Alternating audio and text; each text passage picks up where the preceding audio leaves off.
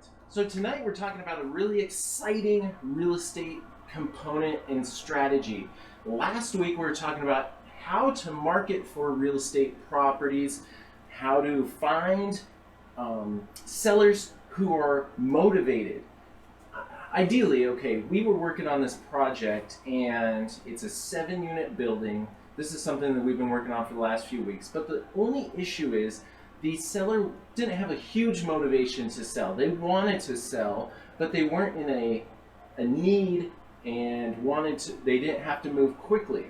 So if somebody doesn't have to move quickly, they have options and they can, spend time putting it out onto the market. Even though we had it in discussion and they were pretty much about to go for the deal at $465,000. This was a 7-unit fully occupied multifamily property.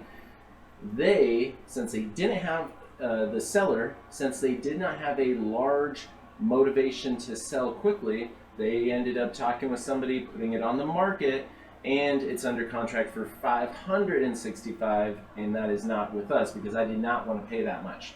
So how do we find those motivated sellers?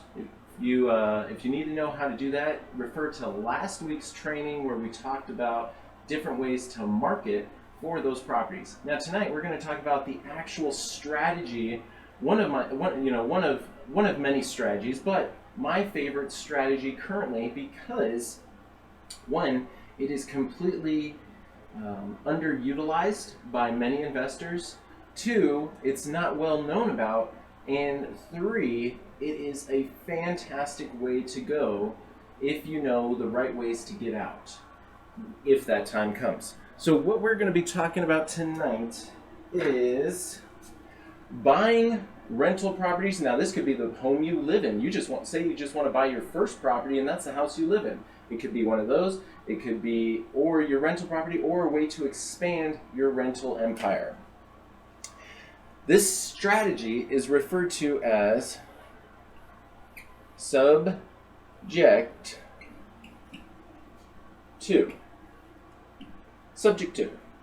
Now, you could have a lot of different things subject to something.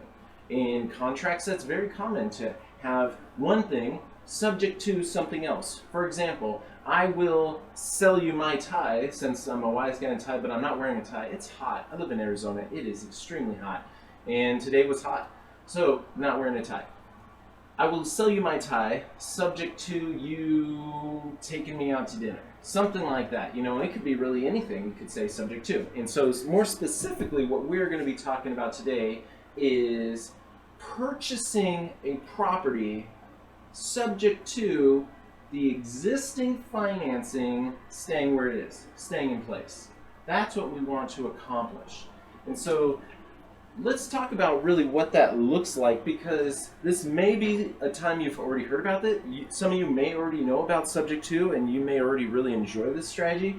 Some of you may still have no idea what I'm actually talking about. So to diagram what we're talking about, let's take a look at a single family house.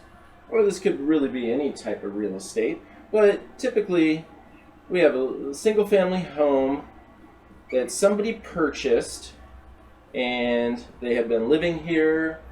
Maybe this is their second house, maybe whatever the situation is, there's a house. And most of the time, homes today, if it is somebody who's a little bit younger, let's say that they're anywhere from 20 to 60 years old, many times these houses have debt attached to them. And the person that's buying the house is usually the person that is qualifying for the loan. Or they have, in a case with my wife and I, on our first house that we bought, I'm going to say it was almost 10 years ago now. Almost 10 years ago was, we didn't have good enough credit on our own. So what we actually had to do was use my wife's mother, so my mother-in-law, we had to use her good credit as a co-signer, and then my wife and her were able to come together, and that was a powerful enough credit profile to be able to purchase the house.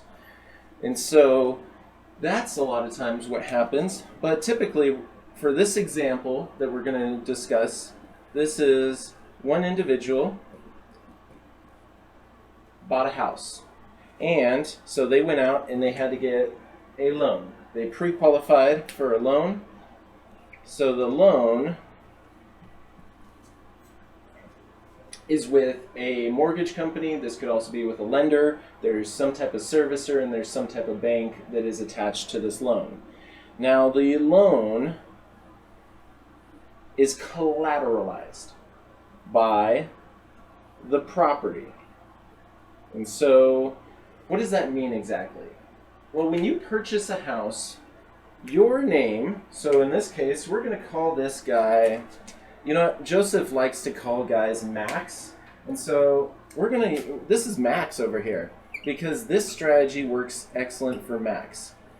And so, hi, I'm Max. We like the word Max, we like Max, sometimes he's maxed out on his credit and he can't qualify for certain things. So Max over here, he has a home. Now Max's name is actually on the deed of this house. Okay? So the actual record of this house is owned by Max, but the loan has a lien position against the house. Actually, I don't want to put that on there yet. But, so the house, the name on it is Max, but there is a lien against this property for the amount of the loan. The loan is typically, going to be within 10% of the value. Or I would say, let me explain that a little bit better. If this house, to purchase it, was $200,000, many times the loan, if it's an FHA or a VA loan, it requires very little down payment, so it's going to be pretty close to the $200,000. Many times if this is a conventional loan, they're going to be wanting to see 20% down payment towards that loan, so about $40,000 down payment to qualify for a conventional loan. Now, the reason that this is important is whatever this loan is for, let's say that this loan was an FHA back loan, it was a new home buyer, they qualified with only 5% down, so what they actually had to bring to the table, so what Max actually brought to the table to purchase this house was $10,000. $10,000, that's what he put on his down payment, and so the loan was actually for $190,000. $190,000. And as Max makes payments, that loan is going to get paid back. But the bank owns $190,000 or however much principal is still left to be paid off. So when a loan is in place, it's important to understand that it only has a lien. They don't actually own the house, they own rights to that much equity in the house. Does that make sense? So if you have any questions on that, just let me know. All right. Now, like we said, typically the person who purchased the house is the same person that is on the loan. Or, like we said, there could be a cosigner involved. But regardless, this person is going to be named on that loan somewhere. So it's a parent-child situation, it's a parent-grandparent situation, or it's a husband that's a wife's situation.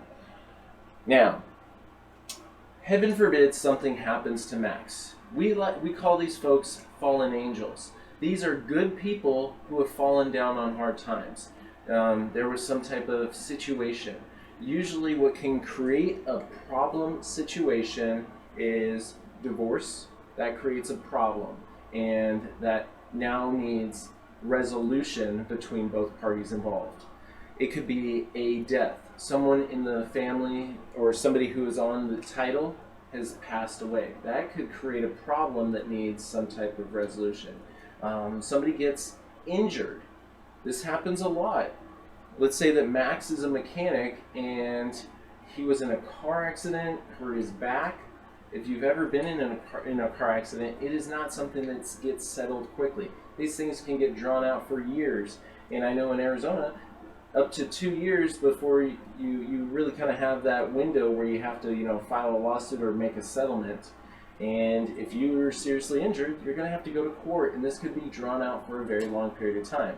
During that period of time, you may not be working and can fall behind on your mortgage payments.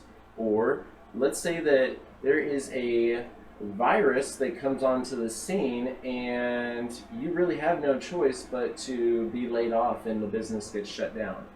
Has that ever happened to anybody? Absolutely.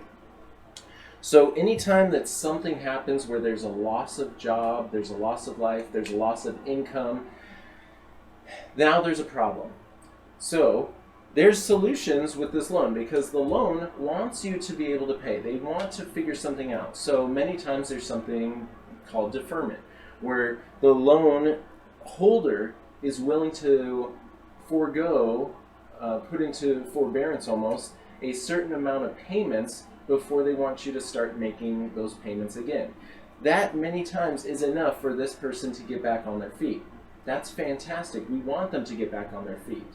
But heaven forbid something happened and they have not been able to recover themselves, and now we're 6 months or 12 months down the road where they have not been able to catch up on those mortgage payments. Now it is in a period of called pre-foreclosure. Typically after somebody has missed 3 payments without coming to some type of agreement with the lender for deferment of payments, if it's just 3 solid months of missed payments, typically at that point the lender considers your loan to be in default. And at that point, once you are officially in default, the bank has to make a public notice.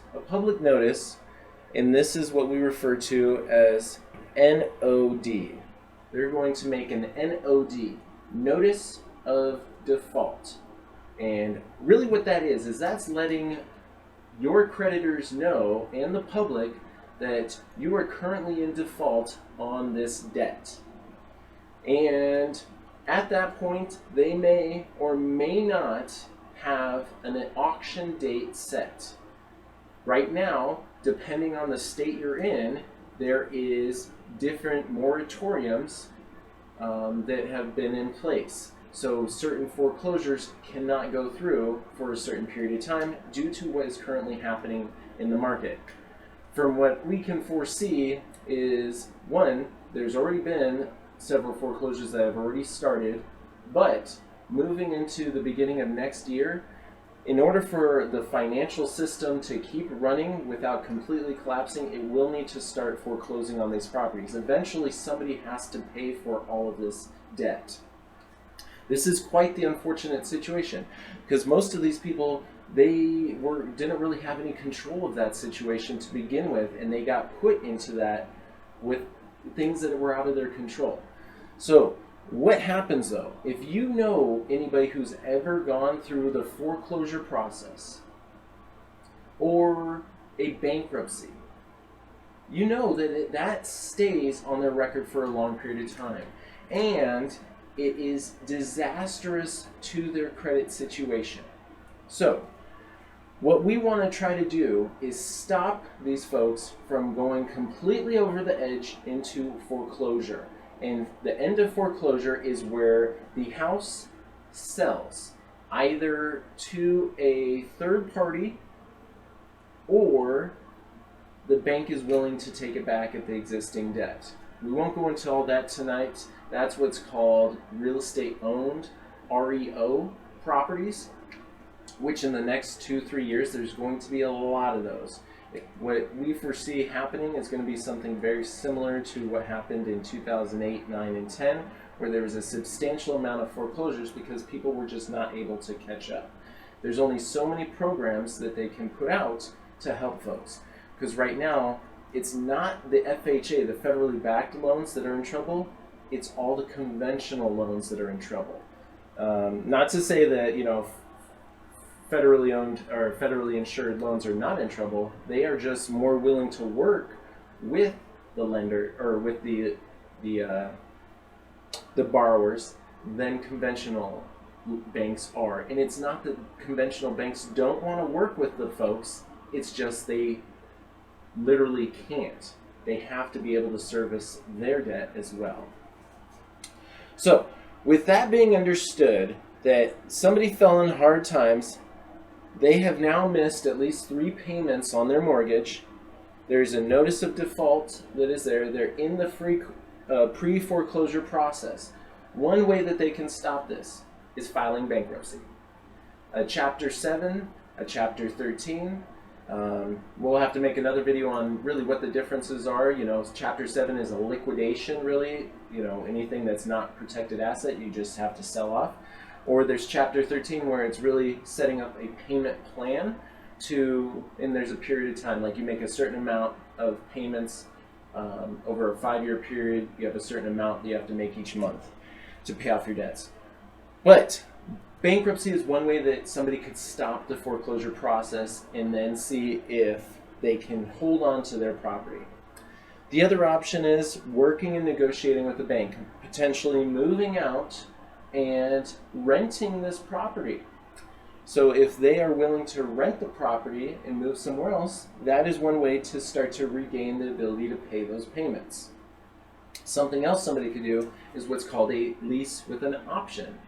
This is a great strategy because somebody is ultimately renting a property, but they have also, on another side, paid a substantial amount. This could be $10,000. It could be as high as $100,000. It just depends. They have paid for an option to purchase this in the future. That strategy works really well in this situation because typically the loan has to be caught up and it's requiring back payments, as well as there's always going to be fees that are involved. The beautiful thing is that's always negotiable. You can talk to the bank, see about it, reducing fees if the payment gets caught up. And that's going to be something important to understand as you start negotiating with these banks. So where we are right now is Max has fallen on hard times. He has now missed several payments, and we're trying to solve his problem. When I speak with somebody who's in this situation, I talk with them about what their options are.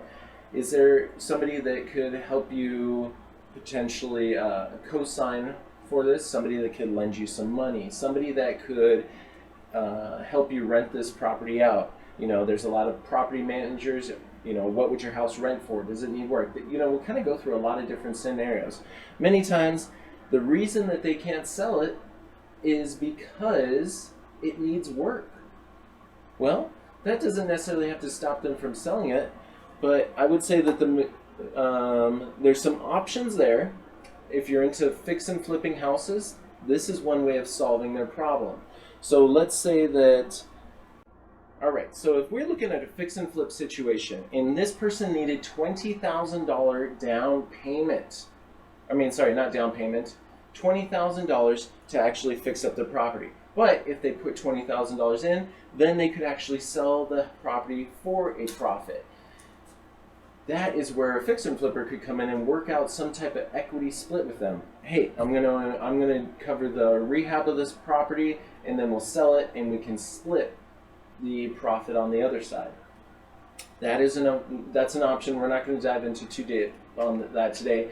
There's a lot of different potential options when dealing with pre-foreclosure properties. One big problem is there's usually not enough equity. Equity is really the amount that this person actually owns in the house. In this situation, let's say that this house is worth $200,000 and the debt is $190,000. Well, in that case, he only has $10,000 worth of equity. So if he wanted to sell at $200,000, is he going to use a realtor? If he's going to use a realtor, that could easily be 6% fee on that. And that right there would eat up all of his equity. He actually would probably have to bring money to the table to sell it. He may not want to do that. He might try to sell it for sale by owner. That could potentially get him out, but then there's also closing costs, and he's going to have to find somebody that's willing to pay full value for this house. Why would they want to work with you? That's a good question. And this is why, because the reason that they haven't sold it yet is because they can't. There's not enough equity there to actually sell the property. Or it needs work and they don't have the money to actually get the work done in order to actually sell it.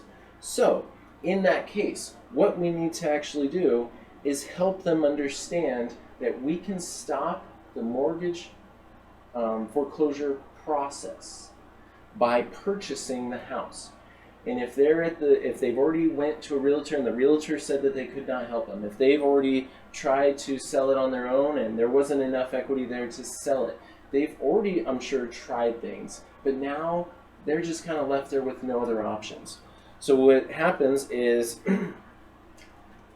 Joseph and my business, we come in here and let's see, I'm going to put us over here. So we're going to be a circle. We have a legal entity, a company. This is a LLC that does real estate. And what this company says is, look, Max, we're going to take over your payments. We'll relieve you of this house and stop the foreclosure process. You don't have to worry about this anymore. Right now, you have about, it could be potentially 2 months before it sells at auction. And what happens is somebody at the auction is going to purchase this. They'll fire. Maybe they're nice enough to come by and try to work something out with you. But I would say majority of the time, it's some type of larger investment group that misses that personal aspect, misses that these are people that are humans, and all they're going to do is just file the eviction and proceed with the eviction. And within 2 weeks from that, there's going to be a constable or a sheriff that's going to show up, and there's going to be an eviction on the door. So pretty much you're going to have to have left in that time, or you will be forcibly removed from your house and everything is going to be put on your front yard. I don't like that. That's pretty sad. I mean, if you can stop that from happening, that's a much better place to be, helping people understand that situation.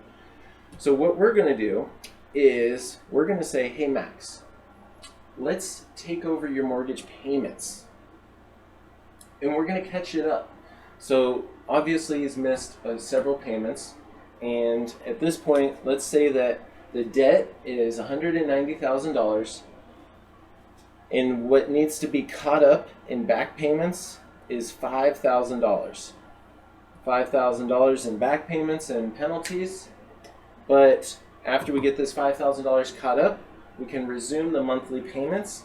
And the monthly payments on this house are $1,100 a month. So let's say that the payments are $1,100 a month. The debt is $190,000, and what's still owed? $5,000 to get it caught up. And so what we can do is Max is in this situation, $5,000 is already eating that out. He may have $5,000 worth of equity, but he just doesn't have much. So what can we do for him in that situation? Well, there's folks out there that are just willing to walk away. They will literally just say, hey, if you can get this, stop it from going to foreclosure, please just take it and I can walk away and I can go my own way. That's fine. Sometimes they don't even have the money to go anywhere. So what we end up needing to do is giving them a little bit of money to move on, giving them some time, buying them some time. And so in this case, maybe what they need is a truck. Maybe they need some money for first month's payment, like a security deposit for a rental, because after being in this situation, they're going to have to rent for a little while. Now, we're not going to get into today exactly how that transaction of money takes place, but, it's not like you're going to necessarily just dump a bunch of money in their pocket and hope that they leave. No.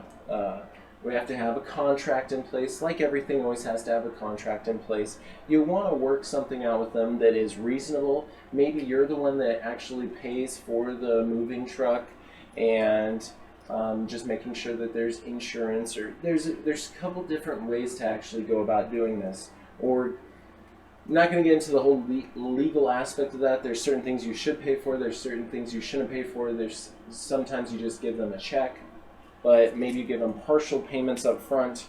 That's a whole nother discussion. But let's say that we agree on letting them have 30 days to move out, and we're also going to give them $1,000 to move.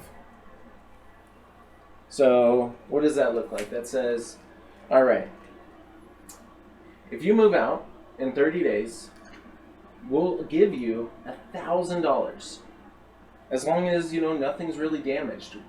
This amount here is going to ensure no more damage to the property, because this is a very emotional situation. There's a lot of anger. It's not our fault. It's the relationship between them and the bank. And if you've seen any of our DTI trainings, so Joseph does an amazing job on DTI, debt to income ratio, where a lot of times this system has been rigged against us. And so it's really not our fault that we failed.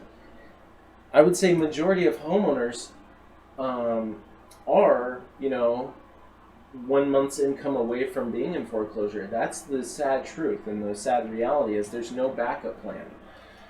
So we're going to offer them $1,000. We're not going to kick them out. We're not going to evict them. We're going to give them 30 days to actually move out, and we're going to start making their payments. Now you may be thinking, okay, we're giving them money. We're starting to make their payments. How does this work with us? Okay, so you and your business needs to have a little bit of money. Now there are certain situations, like in this situation, what we're going to need is what? We're going to need at least $6,000. $6,000 though.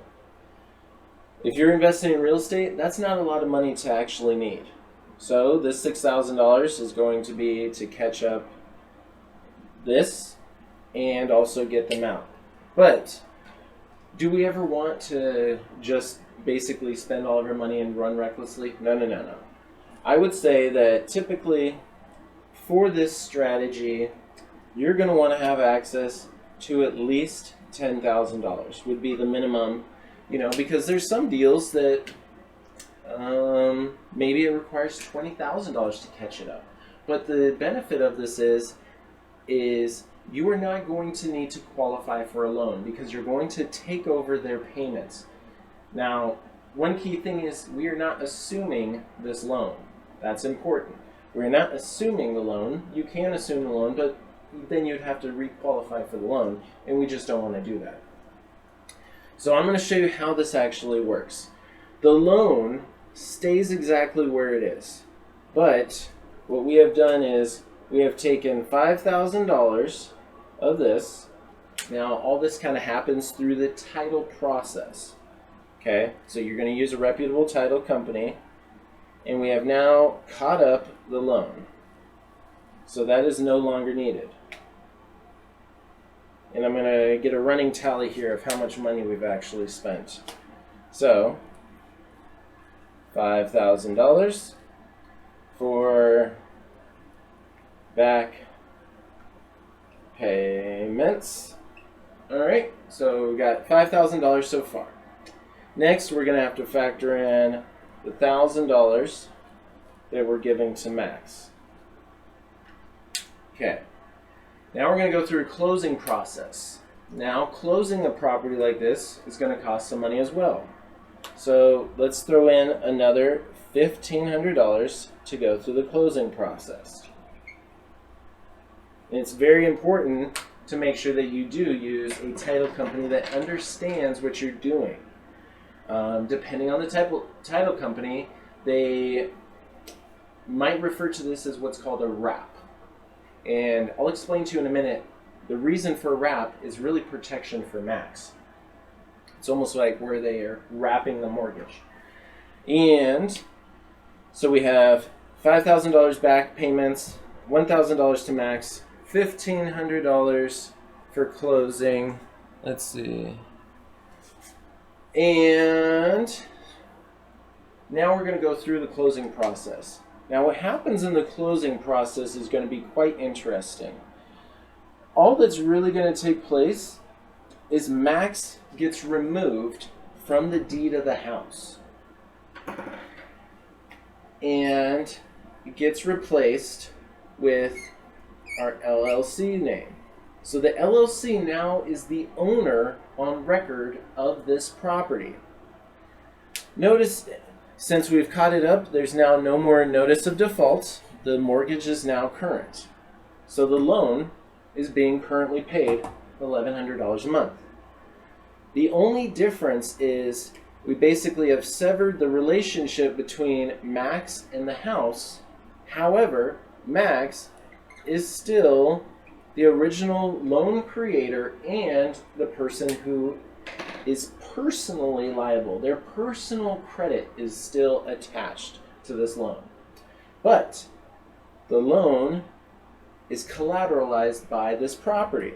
So really the only association here is that Max's 3-digit social security number is attached to this loan and it's on Max's profile.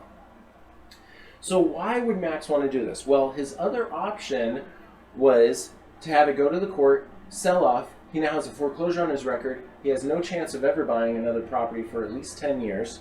Well, I mean, there's certain situations if, there's ways to get around that and get it a little bit earlier, but a foreclosure wreaks havoc for many, many years. The other thing is, we are going to start making these payments for him, and this will start to repair his credit. Organically, it's now going to have a payment that was non-performing, and now it is going to start performing again, which is very, very good. We want that to happen. Next, there's also, like I said, a wrap. What this means is that if for any reason our company fails to make this $1,100 a month payment, Max has the right and the claim to pull everything back to him. And so we are making an agreement to make these payments for Max. If we break that agreement and we stop making those payments, Max can take back ownership of the house. And let's say that there was a tenant in there. He will now have right to those rents and any money that we spent to fix this up, because I'll tell you what, most of the time it's going to need some work. So best case scenario is this house needs, let's say it just needs some paint and a good cleaning. That could be $3,000. Best case scenario. I mean, it could be easily $15,000 to get it cleaned up and get it ready for a tenant. But the benefit is, if you're going to live in this or you're going to have this as a rental property, it doesn't need to be top of the market condition. So clean, affordable housing, it doesn't need new granite countertops if you're going to have it rented out. Cleaning what is there and making sure that it has good flooring and good paint, that is enough that you need for a renter. If you're going to live in yourself, what are you willing to take? Are you kind of a handyman that's willing to do some of the work yourself? That's always another option as well. So across the whole spectrum, whether you're starting out investing or this is adding on to your 15th rental property, there is a lot of different options here for acquiring these properties. And as you can see, many times it doesn't take a lot of money to actually get into this property. So with, let's say, $10,000, you're able to get into a property, have the loan already in place, which is going to be an efficient debt product already, not have to qualify for the loan, and then have the ability to have ownership and put a renter in there. Now, if you're using this as a rental property, you're going to be able to take advantage of all sorts of tax benefits. There is some strategies of renting this yourself, having your business provide housing. For example, the house that I live in, that's a subject to. That's one of these. When I bought this house, the loan had already been around for 6 years. They had already paid the bulk of the interest. There's a lot of interest that gets paid in those first 6 years. Now, I'm starting to really attack that principle and bring it down. The other thing is, the same thing with Joseph. Joseph's house is a subject to. It's just easy. Our businesses own them. We don't really want to own anything. We want our companies to own everything. You guys always hear me say, Ray doesn't get paid. The businesses get paid. And that's a really important key factor to this, because once you have your first rental property, then everything in your life can start to become a tax deduction. You can also use this strategy if you're wanting to fix and flip the house. So you can take it over, fix it up, and sell it off. Now, there is one big concern with this property that I always get. And I'm seeing if anybody's thought of it yet. It is the due on sale clause in the contract. So in this contract, this agreement to loan money on this property, there is what's called the due on sale clause, where if ownership over a certain percentage changes, typically it's 25%, but it could be anywhere from 20 to 50% depending on who the lender is. But if ownership changes, they have a right to ask for the full amount of that loan to be paid in full. So what that means is, at any time, the bank could say, we want this to be paid for right now. Well, does the bank want to do that though? That's a question. Why would a bank want to do that? Well, if it has certain things that it deems as a red flag. For example, you purchased this house subject to. Now, your business is now on the deed. We didn't pay it off the first time. There's usually never any problem with the lender on that, doing it one time. Doing it a second time where now you are now, let's say that I now want to move my ownership to another LLC and keep the loan in place. That could be a big red flag because now it's coming too far away from the original owner. And that could prompt the bank to say, we want to pay it in full. And also, finding a title company that is willing to insure that, it's not easy to do. The other thing is, so there are other options. Turning into a rental, a lease option, like what we had talked about earlier, that having a lease with an option to purchase that. But that could also trigger too, if you were using a title company to file that option in that option contract. So there are some things that you got to be worried about as far as not triggering those red flags. But when it really comes down to what does the lender really want, they want payments.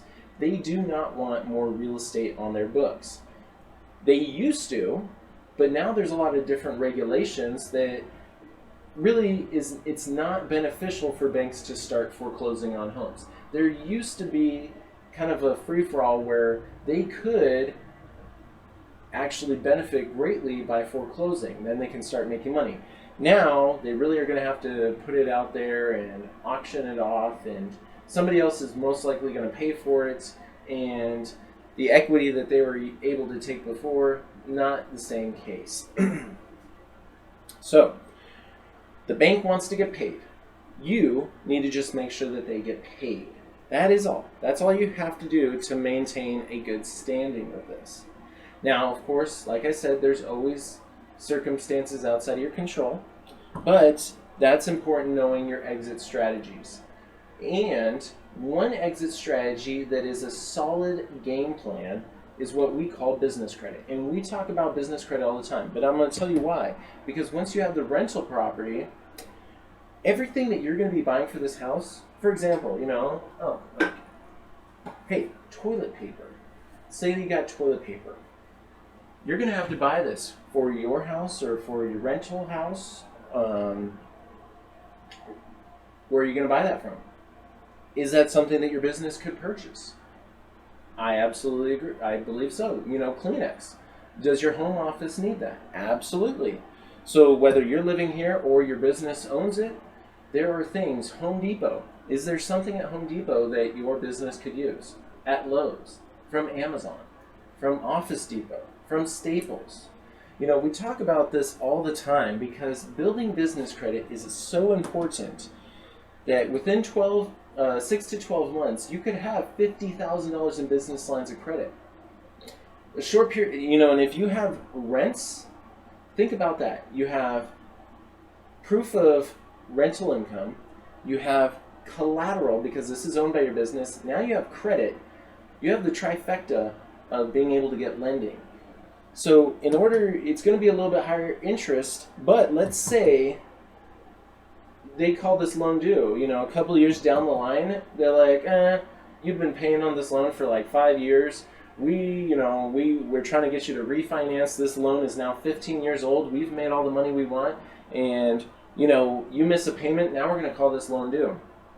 Okay, at that point, you're going to have the ability, because you built your business credit, to refinance it out. We usually put one LLC to one property.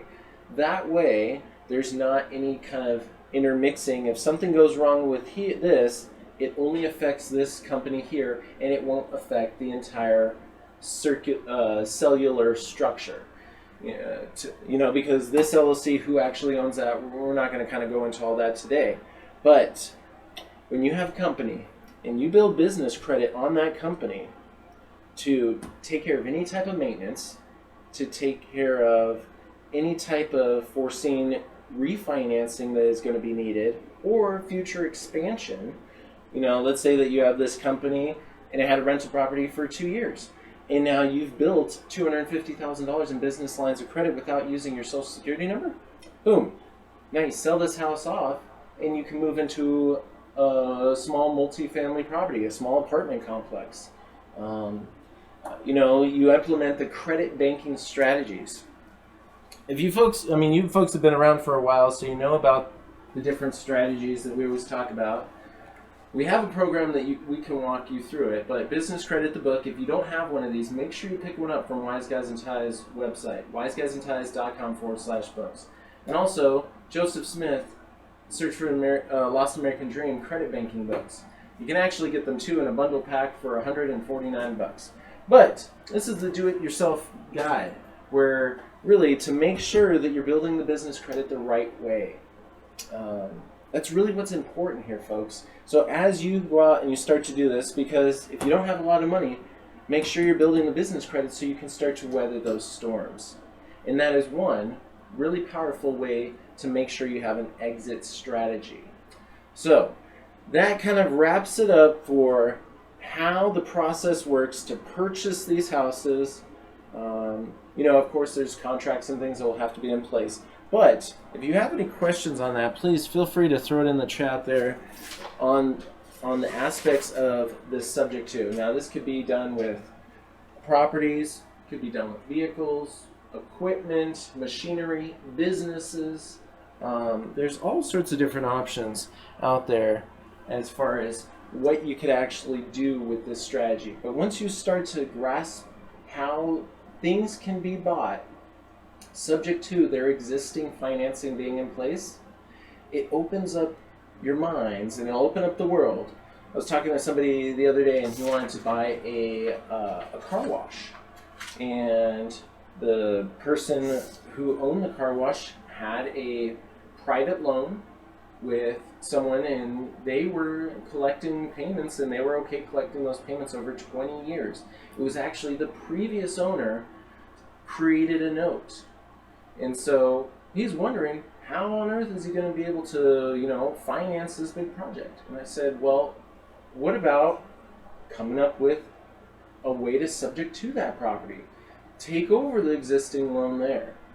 And then you can start to combine real estate investing strategies, create in this creative financing, taking over the existing loan, but then also powering it with notes, private mortgages. Let's say in that case he wants to buy the house or buy the car wash. Fantastic. Find out how much the new owner that's selling it wants to actually get paid right now. Maybe give them a down payment and now run 2 notes. And all of a sudden you're making money and servicing 2 loans that you never even had to qualify for. And you can buy things like that very quickly if you're able to show the value of how somebody can benefit by doing a creative strategy like that. All right, folks. This wraps it up for the training tonight. Wanted to talk about subject to how to actually implement this. Next week, what we're going to be talking about is the aspect of the structuring. So we started to touch base on that. This is rental property, but we're going to talk about the structure of it. Do you have one business? Do you have multiple businesses? How do those businesses work in the big overall picture of protecting your real estate? Do you also do fix and flips in this? Do you have rental properties? All those questions we're going to talk about next week, how to properly set everything up. And if you want to know more about real estate investing, how to actually implement business credit strategies, credit banking strategies into the real estate that you're doing and that you want to do, reach out to us. We offer free 30-minute consultations. Go to the website and grab the books. You know, right now, grab each of these. They're $97 each, or you can buy them together for $149 for both. These also, you know, when you buy the business credit book, you're going to get an hour business credit coaching consultation session anyway. Sitting down, just talking about where you're at, where you're going to go. Take advantage of that. The credit banking book by Joseph Smith, you're going to get the audio book, you're going to get the ebook, you're also going to get a whole bunch of Excel spreadsheets that go along with that as well. I encourage you, if you're on the Zoom call, go over to Wise Guys and Ties YouTube channel. That way you can see all of our latest content that we keep putting out there for you. Other than that, feel free to submit questions where we will answer them on an upcoming mastermind. And stay tuned for this coming Tuesday as we continue the search for the lost American dream, helping you get out of debt with understanding the credit banking strategy.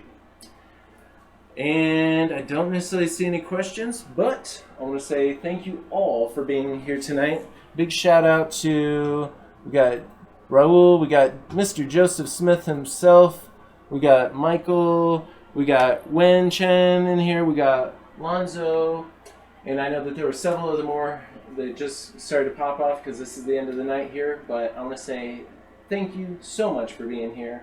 Go out there, take care of your family, good night, and God bless.